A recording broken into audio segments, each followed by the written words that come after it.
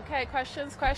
Yep. Mayor, to start some on topic, Mayor, what's your advice for the incoming mayor, given the results that we saw today and that momentum to keep tourism going?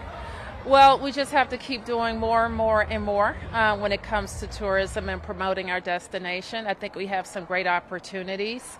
I have in front of the council now a proposal to extend the tourism recovery district, which went into place, I think, 3 years ago, which puts more marketing dollars for Destination DC, but also our business attraction efforts. So it's going to be really, really important that we maintain that. So I think the biggest piece of advice is we need robust tourism to have all of the other city services that we want. And then given the tough 2025 that we had, seeing the numbers, kind of what's your overall reaction to seeing that there was slight growth regardless of all the things that were thrown at the district?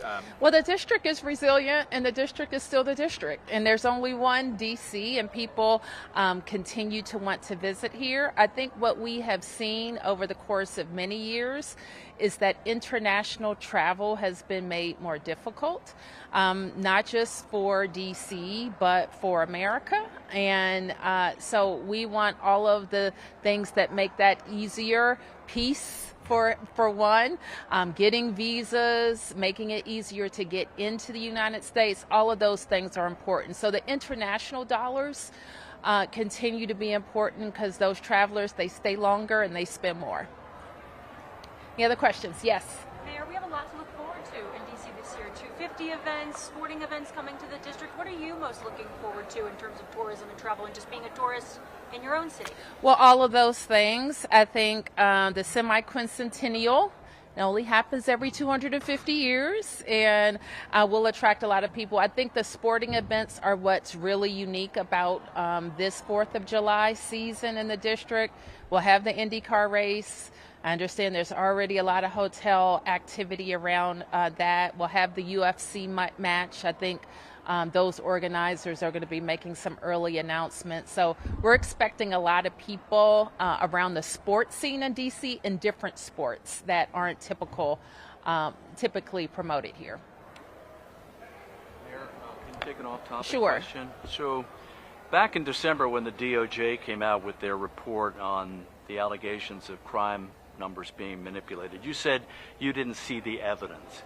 Now that Jeff Carroll has placed these 13 officials on leave and told them they'd be fired over this crime stats investigation, do you feel like you've been lied to? What I know is that we have been trying to get at all of the information for months. And I think we have one piece of the puzzle, the IAD report. The next piece of the puzzle will be the Inspector General's report. The Inspector General gave me a briefing last week to let me know that his final report was concluding.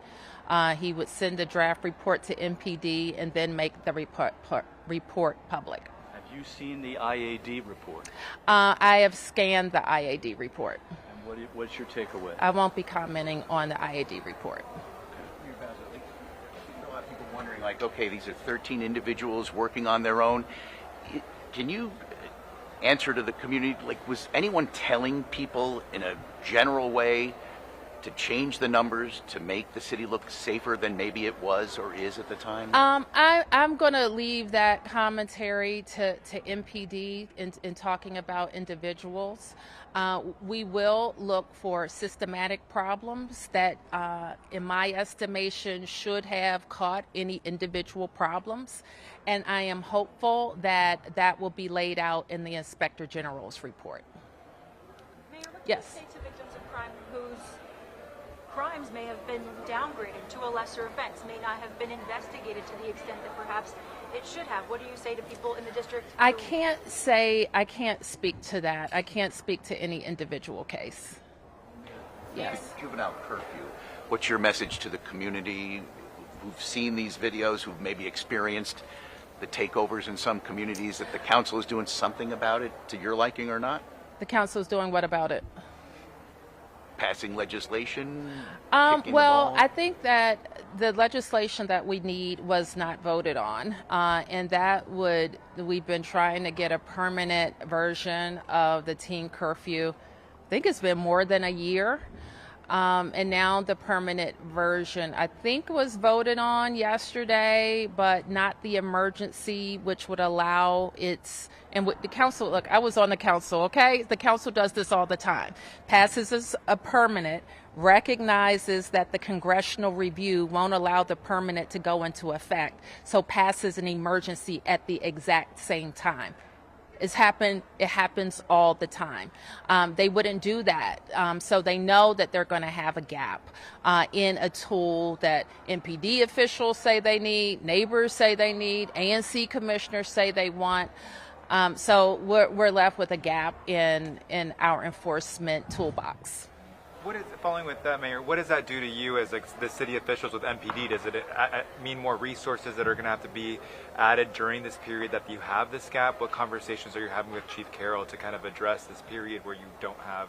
We continue to have those conversations, but it is a resource question, obviously. One second. Thank you. Mayor, in the fall, when the report came out, you initially said that you felt it was biased and rushed. Do you still feel that way? And a two-part, also in the fall, when the federal occupation increased, you mentioned that it was unnecessary because crime is not an issue as they were perpetrating at that time. Do you still feel that way with both of those things? Yes. Were you aware that Chief Carroll was going to engage in this IAD investigation? Because back when you had installed him as interim, you said you wanted the IG to take a look at things. Yes. Did you know that Chief Carroll was going to do an IAD investigation? As I mentioned, I'm not going to talk about the IAD investigation. I think it's more appropriate for MPD, as is their MPD process, to talk about IAD. All right, let me follow up though. 13 officials are now off the street. We're going into the summer crime initiative. The number of officers is down in the city. What do you want the city to know, what residents to know about the strength of MPD's force, and do you have confidence? Listen, you have heard me say that I want to be at 3,800 officers. We're at about 3,100 officers. And we have always, and we continue to recruit heavily. We continue to have an amazing force of outstanding leaders. And we're going to be, and I'll make sure that the chief is offering any new leader the support that they need. And do you still support Chief Carroll? I appointed Chief Carroll to serve in an interim capacity. I've gotten to know him over many years. So he knows the force well.